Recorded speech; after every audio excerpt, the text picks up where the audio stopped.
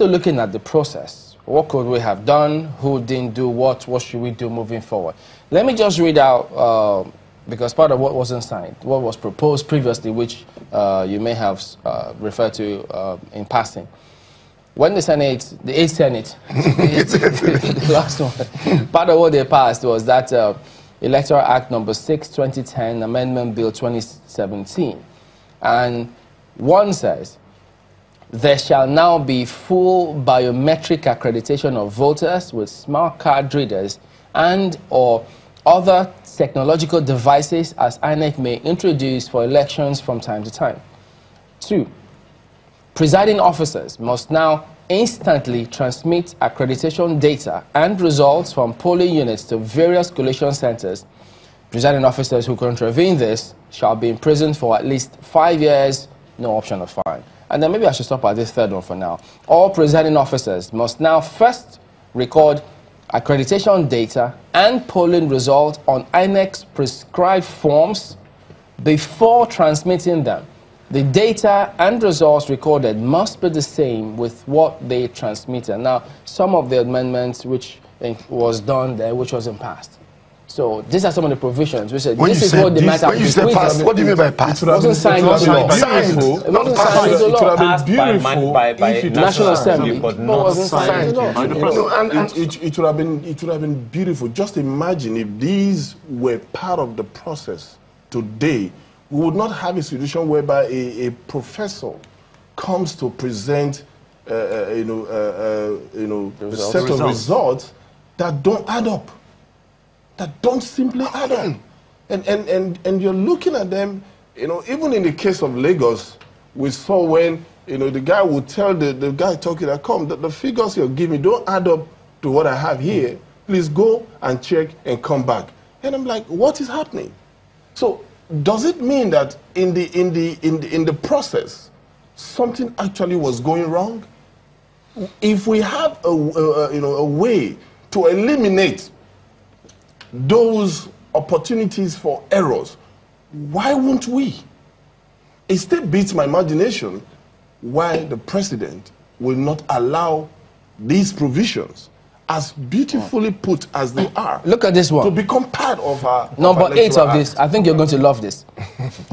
It says collation of election results is now mainly electronic, as transmitted units results will help to determine final result on real-time basis. This is what we missed. Now let me put it this way. And it's sad we missed. Let me put it this way, and I'm going to the heart of the matter, which is leadership. A lot of people are popular, but they are not leaders, really. You can be very popular, and you do things that the masses want. A leader will take decisions that, most people want to be called leader while they are alive. They build airports with their name. They build epitaphs. But it sounds good when you hear this, my leader. Yeah, that's what they want. But that's not how it works. I used to tell my Southwest friends, you wear Awolowo's cap and wear his glasses. He went to jail. You don't want to go to jail. You just want to look like Awolowo, but you don't want to behave like Awolowo. You don't have leaders that want to take decisions that later, it will be 20, 30 years. Some men will look at the books and said, the underground transportation in London is about 100 and something years. It was men that thought about it. They are honored today, not that time, not during their reign. Leaders must break away from this thing of... Pascal, some of those decisions would hurt. But that's the point I'm making. They are not popular. They are not popular. Not necessarily, Pascal. See, they are not. They may not be popular, but it will along the line someday. So, who is this guy? How did this individual think? Look at the card reader. He doesn't agree with you. He must have his own opinion. Not. He must have his opinion. The point I'm making is that we must, as leaders, and I'm speaking to the politicians, if they are watching, they need to rise up to the word legacy. To leave a legacy is thoughts. It's not just about now. It's not about 4 years.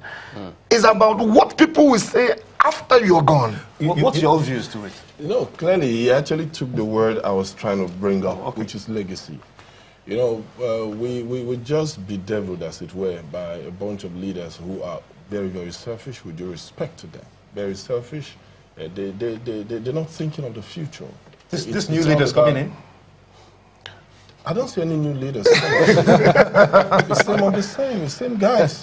There are new guys. Some were governors are coming as senators, and some were senators who they will probably come as governors, and so nothing's going to change. Some have been in the presidency, they will still be in the presidency. So clearly, I'm former just governors saying, are going into the Senate. Yes. So the point is, they should think beyond themselves and actually look at leadership without legacy is a failure. Leadership that does not bequeath a legacy is a failure. And if you're not thinking of how to improve on what you inherited, then you actually have failed. Because I just talked about how Nigerians now, and of course foreigners, you know, because we engage and people are calling. Just before I came in, another person called who is not a Nigerian. He says, well, I mean, what am I hearing about the beautiful country called Nigeria? I mean, this is sad. They can't comprehend that just in an election, as at the last count, about 25 persons have been killed, have been reportedly killed. Now, there may be others who have been killed, and we don't even know about them. The process is so marred.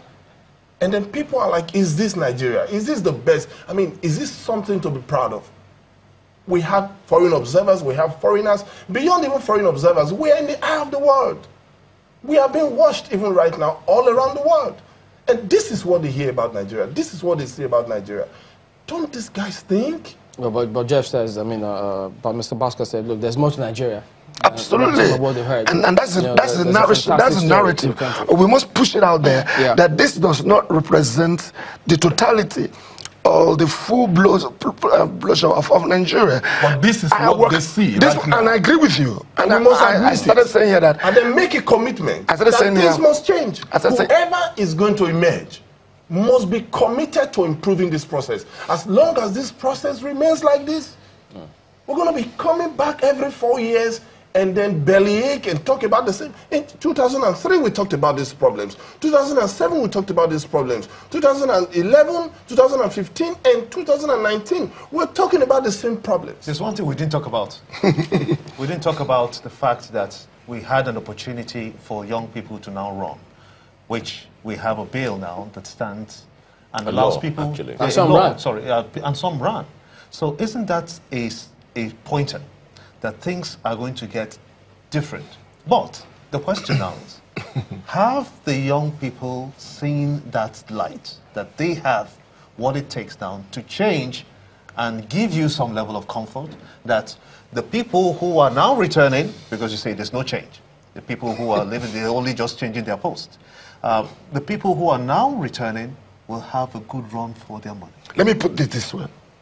Throughout this process, and in the conversations and the narratives that we saw of the new parties, and one of the presidential candidates, one of the small parties, I was having a chat with him yesterday, and I was almost like trying to get together. You know, he said, the people don't want to be set free. How? That the people don't want to be set free. In all the political parties that you saw them converse and speak, I mean, the narrative here is Atiku Buhari, APC, and PDP. But we know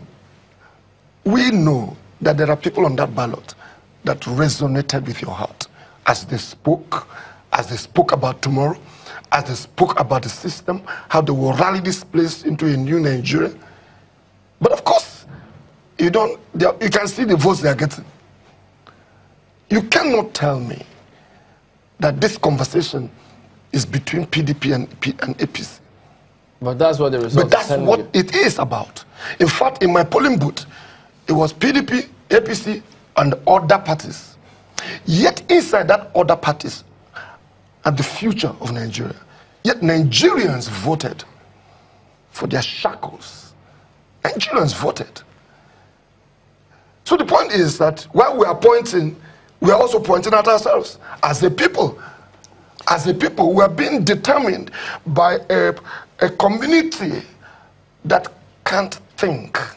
How can you say people don't want to think? Or is it that there's more beyond, because there are factors determining what's going on? Blaming it on the people. Can you blame it on the people, as he says? No, I think it's the education process. You know, one of the things, inventions that deliver man is education. So and that's how I rate leadership, I rate governments, where you invest your time and resources. If you invest it on hard infrastructure, you want to be a populist. If you invest it in people, then I keep using Awolowo as an example. Which Yoruba person does not revere Awolowo now? Which all the seeming advantage they have is because of a leader that took a decision for them. So when will you have a leader in Nigeria that will take hard decisions that will build the infrastructure of states? If you say the people don't want to think, can a man give what he doesn't have? That's the point. That's what I was saying.